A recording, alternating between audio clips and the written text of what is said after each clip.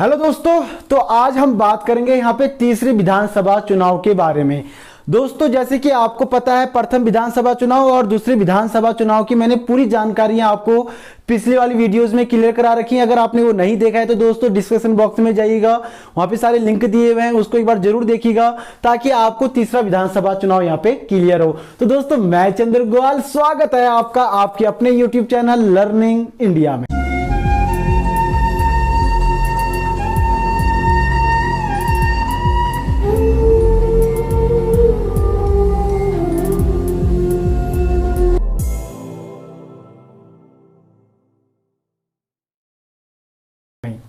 तो देखिएगा दोस्तों, सबसे पहले अगर हम बात करें उत्तराखंड में तृतीय विधानसभा चुनाव के बारे में, सबसे पहला मेन टॉपिक आप ध्यान दीजिएगा कि प्रथम विधानसभा चुनाव को जो मैंने आपको डेट बताया था 14 फरवरी, पहला पॉइंट ये क्लियर करना है। दूसरे विधानसभा चुनाव का डेट है दोस्तों 21 फरवरी, ध्यान दीजिएगा। 14 फरवरी पहला विधानसभा चुनाव, सेकंड विधानसभा चुनाव का यानी कि 21 फरवरी, ध्यान दीजिएगा। और जो तीसरा विधानसभा चुनाव है दोस्तों, इसकी जो डेट है ये है आपका 30 जनवरी। 14 फरवरी, 21 फरवरी, फिर 30 जनवरी और 30 जनवरी के बाद जो चौथा विधानसभा चुनाव है ये है दोस्तों 15 फरवरी, ध्यान दीजिएगा। जो अभी चला हुआ है चौथा विधानसभा चुनाव, तो 3 विधानसभा यानी या 4 विधानसभा चुनाव के आपको पहले डेट क्लियर होना चाहिए। कभी भी पूछ लेता है कि तृतीय विधानसभा चुनाव की तारीख क्या थी या ईटीसी तृतीय विधानसभा चुनाव कब हुए थे, तो इस तरह से आपने क्लियर करना है। पहला 14 फरवरी, दूसरा 21 फरवरी, तीसरा 30 जनवरी और चौथा क्या हो गया आपका 15 फरवरी। दोस्तों, ये 4 चुनाव के बारे में मैंने क्लियर करवा दिया आपको डेट। अब अगर हम तीसरे विधानसभा चुनाव की बात करें, यानी कि 30 जनवरी 2012 को उत्तराखंड में तृतीय विधानसभा चुनाव क्या हुआ था दोस्तों, समाप्त हुआ था। और जब ये तृतीय विधानसभा चुनाव समाप्त होता है तो इसमें टोटल 67.70% मतदान हुआ था, ध्यान दीजिएगा। 67.70% क्या हुआ था दोस्तों, मतदान हुआ था। ये पॉइंट भी आप लोगों ने क्लियर करना है। और पहला और दूसरा जो विधानसभा चुनाव की जो मतदान परसेंटेज में थे दोस्तों, वो मैंने आपको पिछले वाली वीडियोस में बताए हैं, एक बार उसको भी जरूर देखिएगा ताकि ये आपसे पूछा जाए तो आप बिल्कुल भी कंफ्यूज्ड ना हो। दोस्तों, पहला पॉइंट क्लियर हो गया। उसके बाद ध्यान दीजिएगा, जब ये 30 जनवरी 2012 को चुनाव हुआ तो इसमें सरकार किसकी बनी थी, ये पता होगा आपको, कांग्रेस की सरकार बनी थी। पहले में कांग्रेस, दूसरे में भाजपा, अब तीसरे में फिर कांग्रेस, फिर चौथे में फिर भाजपा। दोस्तों, ध्यान दीजिएगा। तो तीसरा जो विधानसभा चुनाव था उसमें कांग्रेस की सरकार बनी थी।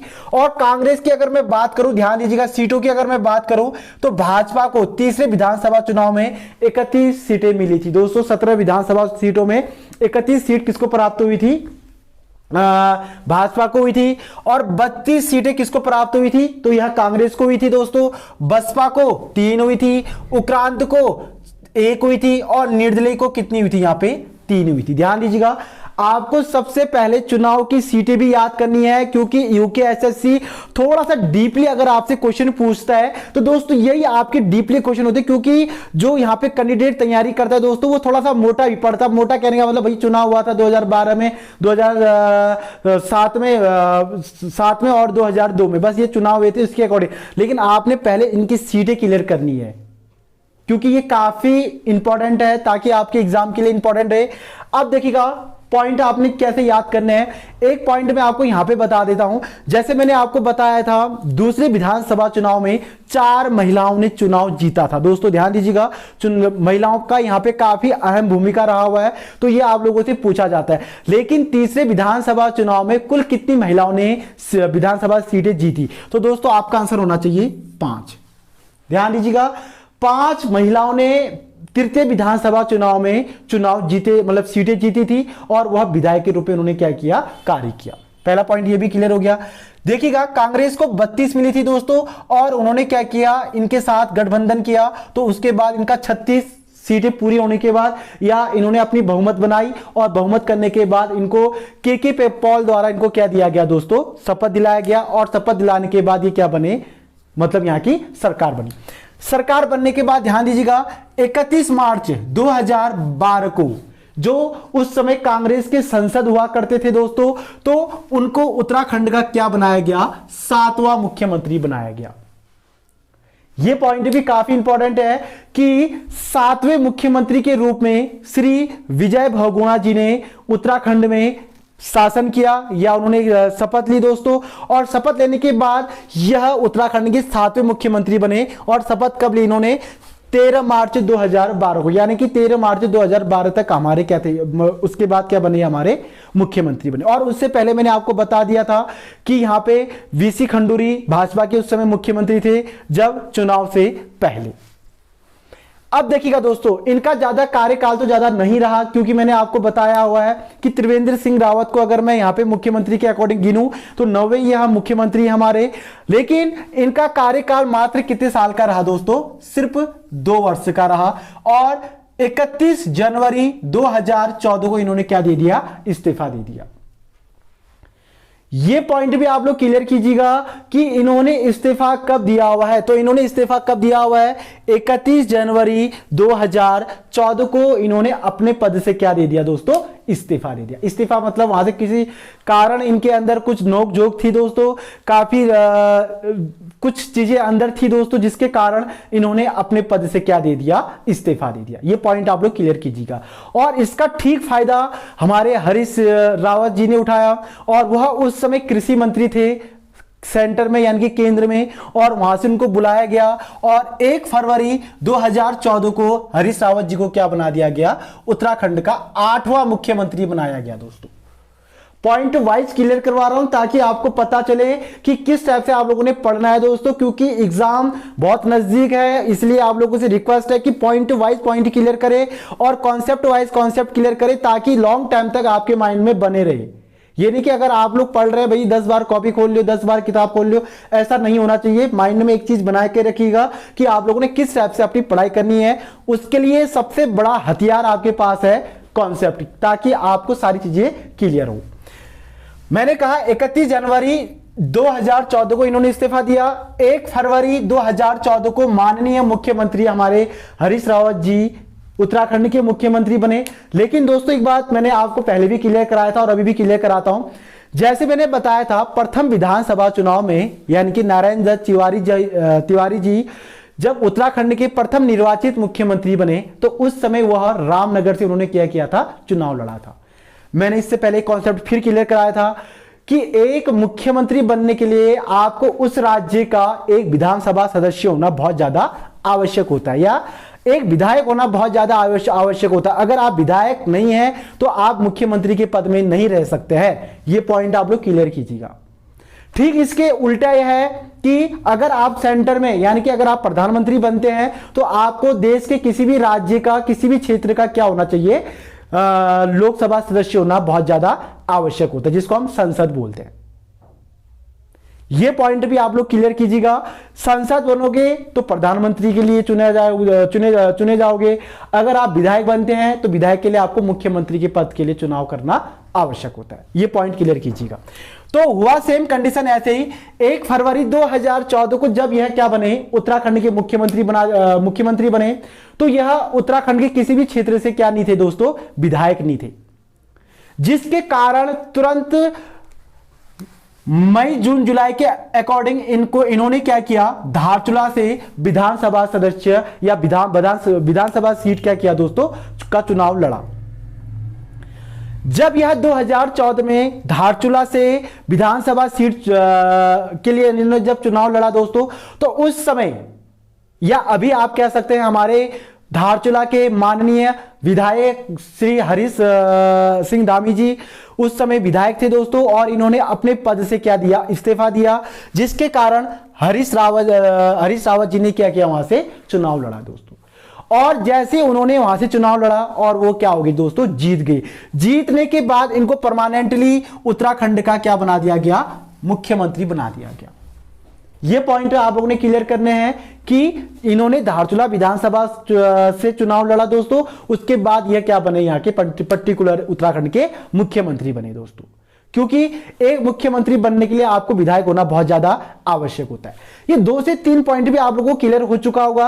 अब एक लास्ट पॉइंट है जो सबसे इंपॉर्टेंट है, देखिएगा 27 मार्च, शायद ही कोई उत्तराखंड के कोई महापुरुष भूलेंगे इसको। 27 मार्च क्लियर कीजिएगा दोस्तों, 27 मार्च 2016 को उत्तराखंड में पहली बार राष्ट्रपति शासन लगा दिया गया।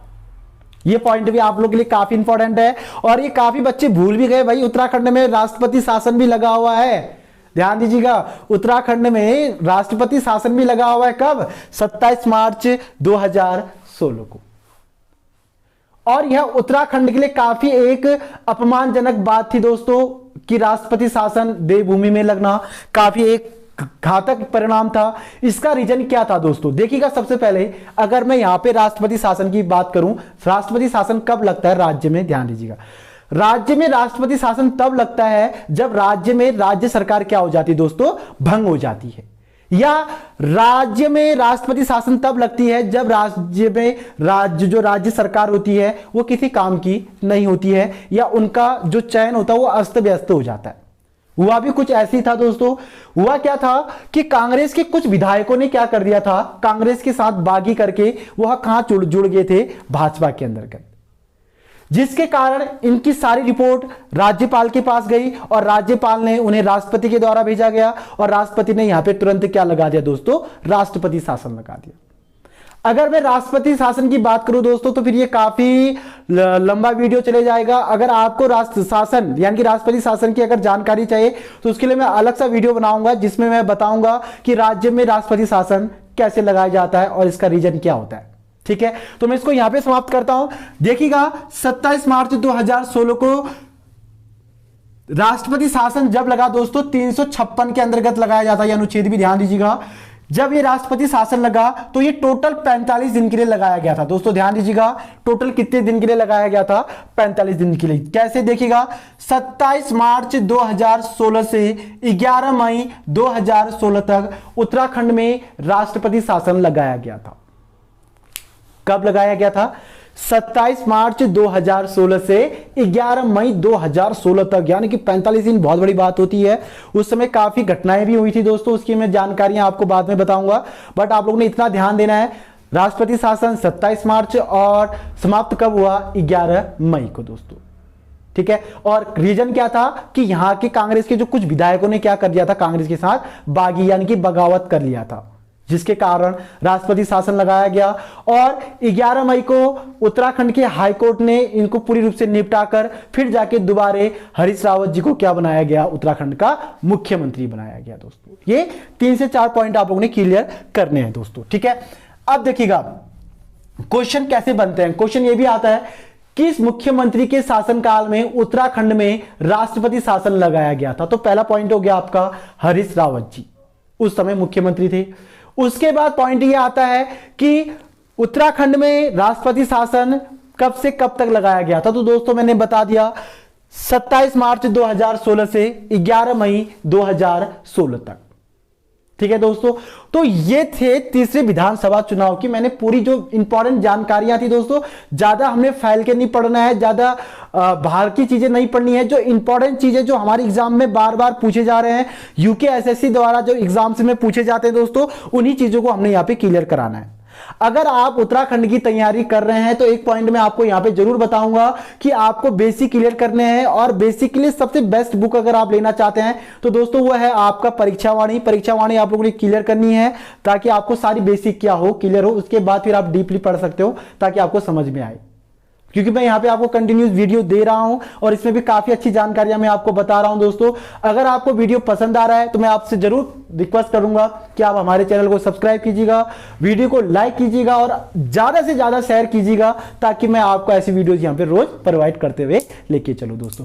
अगर आप बात करें हम यहाँ पे चौथे विधानसभा चुनाव की, तो चौथे विधानसभा चुनाव में अभी ज्यादा खास कुछ नहीं रहा है दोस्तों।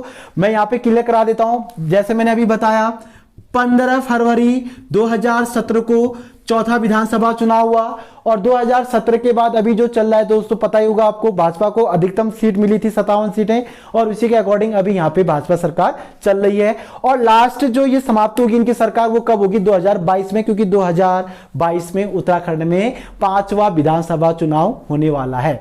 तो ये था दोस्तों यहां पे पूरी जानकारी। और आपसे एक रिक्वेस्ट भी कर रहा हूं कि अब मैं जो नेक्स्ट वीडियोस आपको दूंगा यहां पे मैं उत्तराखंड के मेन पॉइंट क्वेश्चन यहां पे क्लियर करवाऊंगा और उसके बाद यहां के जितने भी करंट अफेयर्स हैं दोस्तों उसको भी मैं यहां पे आपको क्लियर करते हुए लेके चलूंगा। तो दोस्तों जय हिंद, जय भारत, जय उत्तराखंड।